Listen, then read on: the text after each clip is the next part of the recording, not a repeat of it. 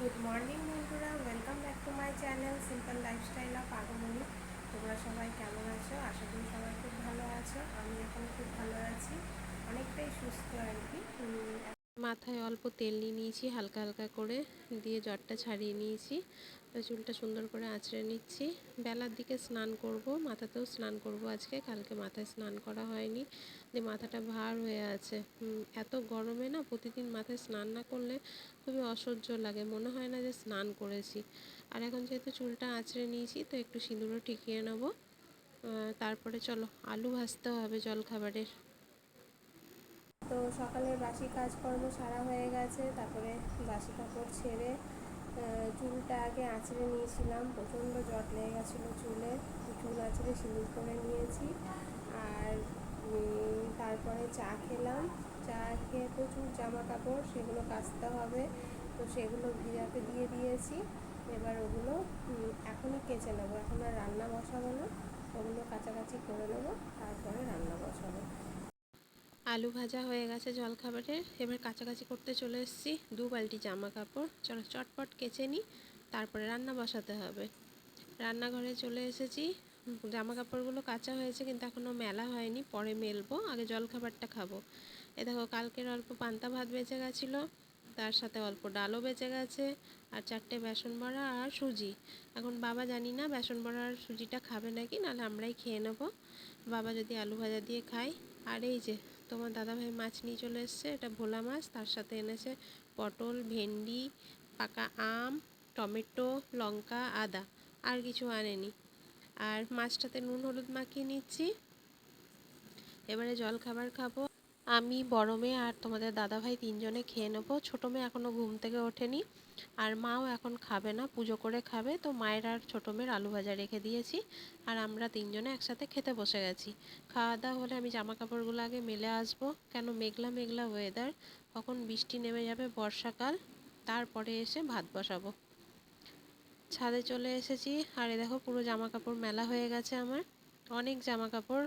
কারণ কি, বিয়ে বাড়ি গেছিলাম বলেই এত জামা কাপড়। ভেবেছিলাম অল্প অল্প করে কাচবো, কিন্তু ওয়েদারের যা অবস্থা, তাই ভাবলাম কেচেই ফেলি।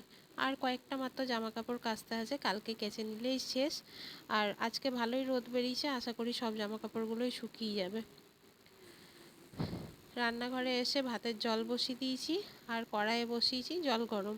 সজনে শাক গাছের, তো সজনে শাকটা প্রথমে সেদ্ধ করে নেবো, তারপরে ভাজবো। তো সজনে শাকটার পাতাগুলো একটু বড় বড়ই, তাড়াতাড়ি সেদ্ধ হবে না, একটু খাবার সোডা দিয়ে সেদ্ধ করব। আর এই যে ধুয়ে নিলাম শাকটা, এবার ভাতের চালটা ধুয়ে নিচ্ছি। ভাতের মধ্যে আলু সেদ্ধ আর পটল সেদ্ধ দিয়ে দিয়েছি। তো আজকের মেনু হচ্ছে পটল সেদ্ধ, আলু সেদ্ধ, সজনে শাক ভাজা, আর ভোলা মাছের ঝাল। আর ভেবেছিলাম চাটনি করব, কিন্তু চাটনি আর করব না, আমের আচার আছে, আমের আচার দিয়ে খেয়ে নেব। আর তোমাদের দাদা ভাই রান্নাঘরে দেখতে এসছে মাছটা আমার ধোয়া হয়েছে কিনা। মাছটা ধুয়ে নুন হলুদ মাখানো হয়ে গেছে দেখে চলে গেল, নাহলে ও হয়তো ধুয়ে দিত।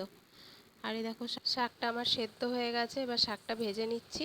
রসুন দিয়ে ভাজছি, শুকনো লঙ্কা ফোড়ন দিলাম না, কারণ আমার ছোটো মেয়ে সজনে শাক ভালোবাসে, আবার ঝাঁঝ হয়ে গেলে খেতে পারবে না। আর শাকটা ভেজে মাছের ঝালটা করে নেবো, মাছটা ভেজে নিচ্ছি এখন। আর দেখো না, রান্নাঘরের জানলাটা একবার খুলছি আর বন্ধ করছি, তোমাদের দাদাভাই পিঠে সাবান দেওয়ার জন্য ডাকছে।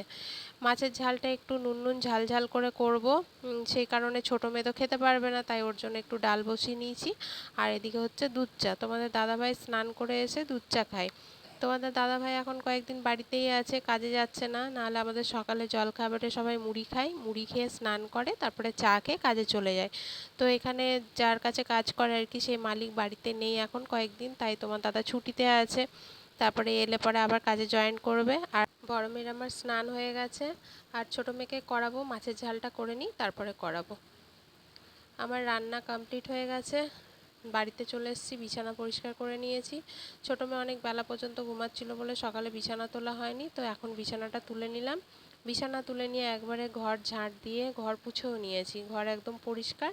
এখন খালি ছোটো মেয়েকে স্নান করাবো, আর আমি স্নান করব, ঠাকুর প্রণাম করব, দিয়ে ভাবছি ছোটো মেয়েকে একটু পড়াতে বসবো। অনেক দিন পড়াশোনা হয়নি, আর দুষ্টুমিও করছে, পড়তে চাইছে না।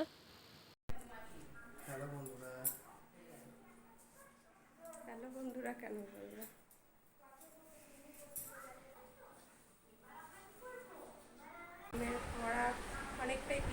গেছে আর ভুলেও গেছে, কয়েকদিন পড়া হয়নি বলে। তো একটু পড়াতে বসেছিলাম, আর তোমাদের তো এখন বাজে তোমার ঘড়িতে 2:30। তো এখন দুই মেয়ে আর মা খেতে বসে গেছে।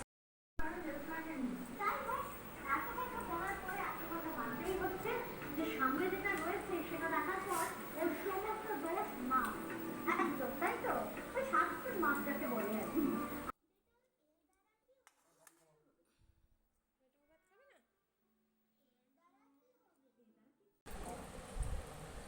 খাও বড় মুখে। তবে সবাইকে দেখাতে হবে তো, নিজের হাতে খেতে পারি। মাছটা খাও।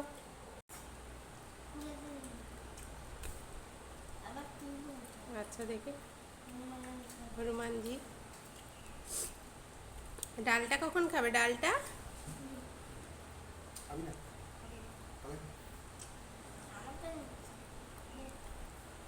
বড়।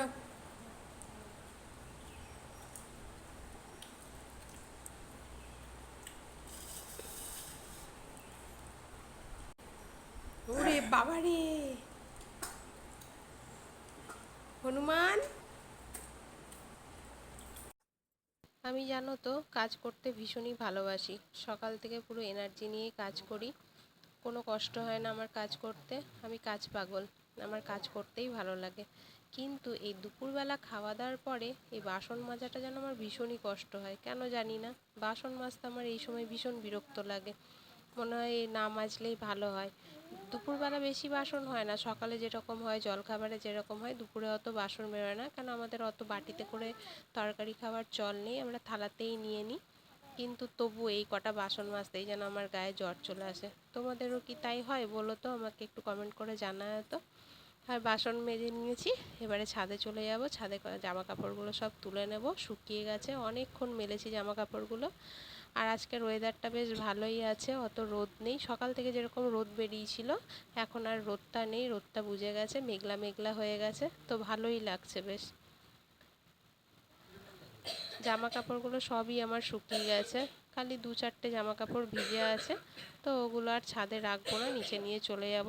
নিচে আমার দেখেছো রুমের ভেতরে একটা দড়ি আছে, ওটাতে মেলে দিলে ফ্যানের হাওয়ায় শুকিয়ে যাবে।